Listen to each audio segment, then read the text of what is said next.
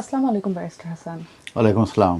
জি, 2026 সালে universal credit এবং benefit নিয়ে বিশাল একটা রিফর্ম আসতে যাচ্ছে। এটার ব্যাপারে আপনার কি আপডেট আছে?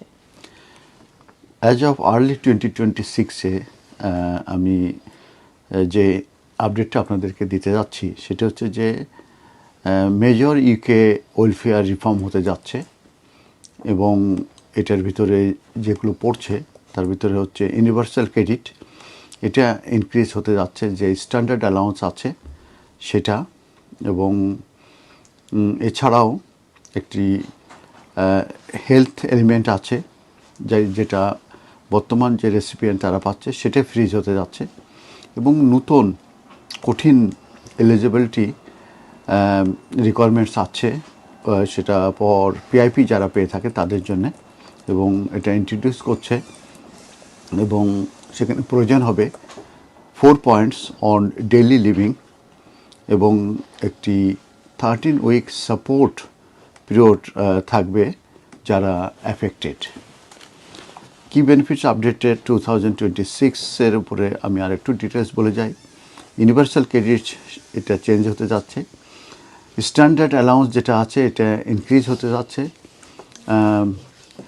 সবার জন্যেই, কিন্তু যারা নিউ অ্যাপ্লিকেন্ট আছে তাদের যে হেলথ এলিমেন্ট আছে, বিশেষ করে লিমিটেড ক্যাপাবিলিটি ফর ওয়ার্ক, এটা রিডিউস হতে যাচ্ছে এবং এটা রিডিউস হবে টু 50 পাউন্ডে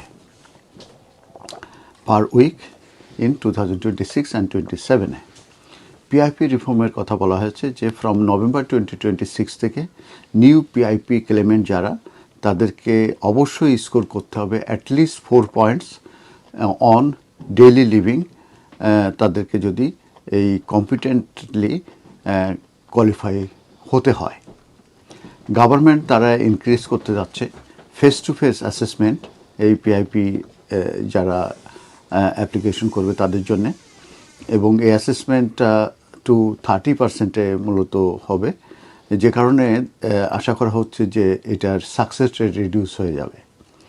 প্রোটেকশন ফর ডিসেবলড পিপুলদের ব্যাপারে যেটা বলা হয়েছে যে যারা অলরেডি যারা অলরেডি এই limited capability for work and work related activities যারা পাচ্ছে বিফোর এপ্রিল 2026-এ, তাদের যে হেলথ এলিমেন্ট আছে এটা প্রোটেক্টেড হবে।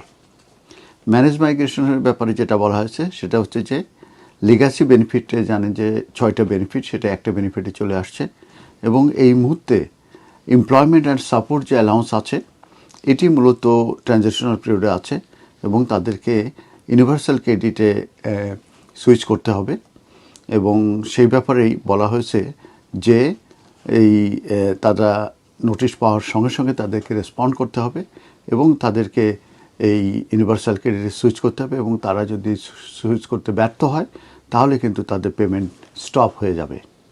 চাইল্ড বেনিফিটের ব্যাপারে যে আপডেটটি সেটা হচ্ছে যে লেজিসলেশন অলরেডি এটা কিন্তু কনফার্ম করেছে যে 2 চাইল্ড লিমিট যে বেনিফিট সেটা লেজিসলেশনের ব্যাপারে যে universal credit is moving forward